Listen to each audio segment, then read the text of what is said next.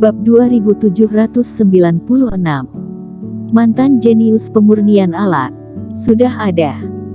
Setelah beberapa saat, mata Reino Hong menyala dan tiba-tiba mengangkat kepalanya, tetapi kemudian dia merasa ragu ketika dia memikirkan sesuatu. Aku memang kepikiran dengan satu orang, tetapi belum tentu bisa. Ketua lembah katakan saja langsung, kata Eric Kin. Aku tidak tahu apakah teman seiman tahu bahwa di Gunung Sihir, ada daratan yang dikenal sebagai dunia dewa, salah satu dari 10 jenius pemurnian alat jenius. Dia telah berhasil memperbaiki 5 barang dewa, dan orang ini adalah paman guru keduaku. Terlihat sebuah cahaya dari mata Reino Hong. Ekspresi Eric Kin juga terkejut, dirinya belum pernah mendengar orang ini. Namun, peringkat 10 besar di seluruh daratan, berarti orang ini memiliki tingkat pemurnian alat yang sangat tinggi. Jika dia bisa diundang, paman guru pasti akan menyelesaikan kasus Tuan Qin, tetapi masalahnya terletak pada. Berbicara tentang ini, Reino Hong sedikit tertekan. Apakah orang ini punya masalah? Kata Eric Kin. Paman guru memiliki karakter yang sangat aneh. Bukan berarti kamu memintanya untuk pemurnian alat, dan bersedia untuk memberinya keuntungan maka dia akan langsung menyetujuinya. Jika begitu hal ini masih mudah untuk ditangani. Bukan masalah besar untuk mengemis dan memberikan segalanya yang dia suka. Hal yang paling menyusahkan adalah paman guru sudah meninggalkan sekte, dan sekarang aku tidak tahu di mana dia berada. Reino Hong sedikit canggung. Eric Kin tiba-tiba terdiam. Orang itu sangat kuat, tetapi bukan hanya dia belum tentu akan setuju, tapi juga tidak tahu di mana dia sekarang. Ketua lembah, kau membodohiku. Daratan dunia dewa begitu besar, jika dia sekarang di wilayah selatan atau wilayah barat, tidak akan keburu untuk kembali, mau membicarakan pemurnian alat apa lagi. Tapi Tuan Qin jangan khawatir, aku bisa menghubungi token paman guru. Melihat ekspresi Eric Kin tampak tidak baik, Reino Hong buru-buru melambaikan tangannya dan mengeluarkan token karena takut Eric Kin salah paham. Ketika paman guru pergi berkeliling, master guru memberiku token ketua lembah. Katanya ketika lembah ombak besi ada bencana, atau jika memiliki sesuatu yang tidak dapat diselesaikan, maka dapat menghubunginya, tetapi dalam 100 tahun, hanya ada satu kesempatan. Dalam 100 tahun ini, lembah ombak besi belum pernah digunakan. Masih ada satu kabar baik, sebelumnya ada guru yang mengabarkan bahwa dia pernah ke Gunung Sihir dan melihat seorang kultivator yang diduga itu adalah paman guru. Ada kemungkinan dia ada di Gunung Sihir, kata Reino Hong sambil tertawa. Aku akan menghubungi paman guru sekarang, untuk melihat bagaimana situasinya. Jika dia benar-benar dapat bergegas kembali, maka masalah Tuan Qin dapat diselesaikan. Jika tidak bisa, aku bersedia melakukan yang terbaik untuk membantu Tuan Qin mempercepat kemajuan, dan mencoba untuk melihat apakah dapat diselesaikan dalam waktu setengah tahun. Kalau begitu mohon bantuan ketua lembah. Eric Kin mengangguk. 1 tahun, dirinya pasti tidak bisa menunggu. Jika cara Reino Hong tidak berhasil, dirinya juga bisa mencoba keluar dari Gunung Sihir dan menghubungi keluarga Qin atau Xiao untuk mencari bantuan. Tetapi sisa waktu terlalu sedikit, dan cara itu juga mungkin tidak akan berhasil. Jadi sebaiknya paman guru ketua lembah benar-benar ada di sekitar Gunung Sihir. Tuan Qin tunggu sebentar. Reino Hong tersenyum dan mengangguk, lalu Reiki melonjak dan mengaktifkan token King Tong. Saat ini, di sebuah sekte yang ribuan mil jauhnya dari lembah ombak besi, seorang lelaki tua sedang berbaring di lereng gunung, dengan cermat mengamati tindakan puluhan ribu sekte yang ada di bawah. Perawakan pria tua ini sangat menonjol dan mudah dikenali. Meski wajahnya biasa saja, dan pakaiannya juga jubah abu-abu biasa. Tapi kepala botaknya yang mengkilat, dengan janggut yang panjang dan lebat, sangat unik.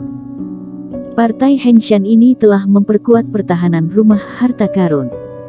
Akan lebih sulit lagi bagi lelaki tua itu untuk masuk. Apalagi, selama ini, mereka tidak keluar untuk menjarah, benar-benar memusingkan. Jika Eric Qin ada di sini, dia pasti akan terlihat aneh. Karena lelaki tua ini adalah lelaki tua aneh yang bersembunyi di Partai Hengshan sebelumnya. Master Guru, menurutku, hancurkan saja semua orang ini, dengan begitu tidak ada yang akan menghentikan kita. Di sebelah lelaki tua itu, ada seorang pria dan wanita muda yang juga sedang bersembunyi, dan pria itu tidak bisa menahan diri untuk mengatakan ini.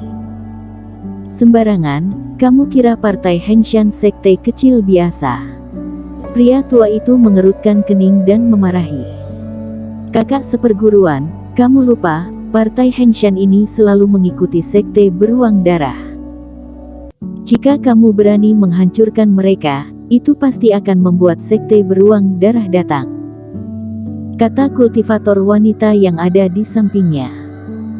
Pada saat itu, tidak hanya akan gagal, tapi juga akan dianggap sebagai master guru, yang akan melibatkan paman guru dan yang lainnya.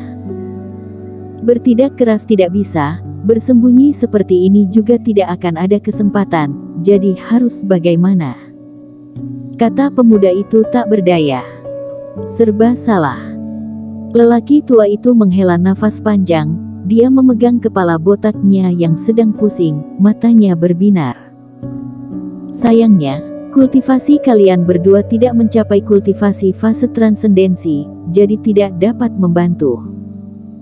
Alangkah baiknya jika ada anak yang pemberani, sudah mencapai kultivasi, dan bisa bekerja sama denganku. Pria tua itu mencubit dagunya dan tiba-tiba terlintas sosok Eric Qin di benaknya. Kemampuan anak ini tidak lemah, dan dia juga tidak menyukai Partai Hengshan, dia memiliki kemampuan ini. Tapi segera, dia menggelengkan kepalanya lagi. Sayangnya, anak ini tidak bodoh.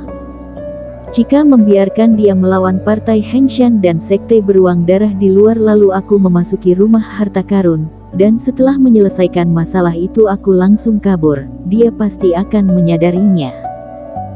Sangat sulit untuk menemukan orang yang kuat dan mudah ditipu. Hah? Kenapa keponakan Reino mencariku? Ketika lelaki tua itu berpikir keras, dia menggerakkan ekspresinya, membalik telapak tangannya, dan mengambil token perunggu. Kenapa keponakan Reino mencariku? Setelah melihat beberapa kali, lelaki tua itu mengerutkan kening, menggumamkan sepatah kata, dan bangkit dari lereng bukit.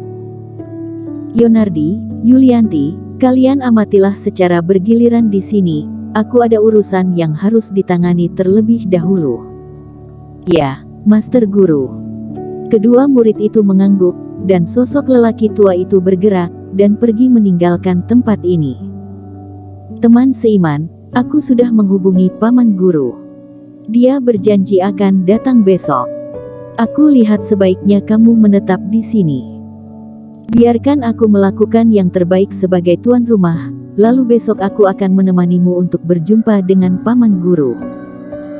Setelah berhasil menghubungi orang tua itu, Reino Hong mengajaknya untuk tinggal sambil tersenyum. Aku kebetulan juga bisa belajar teknik pemurnian alat lembah ombak besi. Eric Qin tersenyum, dan tidak menolak. Teman seiman terlalu sungkan, kalau ada yang ingin diketahui, tanyakan saja langsung, kami pasti akan memberitahu semua yang kami tahu. Kata Reino Hong tersenyum. Kemudian, Reino Hong memanggil tetua dan menyuruhnya untuk menemani Eric Qin jalan-jalan di lembah ombak besi. Sebagai ketua lembah, Reino Hong memiliki banyak hal yang harus ditangani. Meskipun pedang kristal roh sudah terbentuk, tapi masih ada beberapa proses selanjutnya yang harus dia selesaikan secara pribadi, jadi dia harus tetap berada di pemurnian alat. Jika ketua lembah yang secara pribadi menemani, maka akan banyak prajurit yang mengikuti dan ini akan membuat para tamu merasa tidak nyaman. Eric Qin secara alami tidak keberatan dengan ini, dan dia bahkan berharap bisa mengatur seorang pengurus untuk menemaninya. Teman seiman, kamu lihat, daerah ini tempat kami menempa pedang spiritual. Di sisi lain adalah tempat penempaan armor spiritual, yang di kejauhan itu adalah gudang pisau, tombak, del. Yang baru saja kita lewati adalah tempat pemurnian perangkat lain-lain. Tidak tahu teman seiman tertarik dengan hal yang mana. Tetua Wang memimpin Erik Kin mengunjungi lembah ombak besi dan memperkenalkan berbagai tempat yang ada di lembah sambil tersenyum. Mari kita lihat tempat penemaan pedang spiritual. Erik Kin juga tidak memiliki arah yang khusus, tetapi dia memiliki sumber energi dan pada saat itu juga pernah membangun banyak pedang spiritual pedang. Tentu saja dia secara alami lebih tertarik pada pembuatan pedang. Bersambung.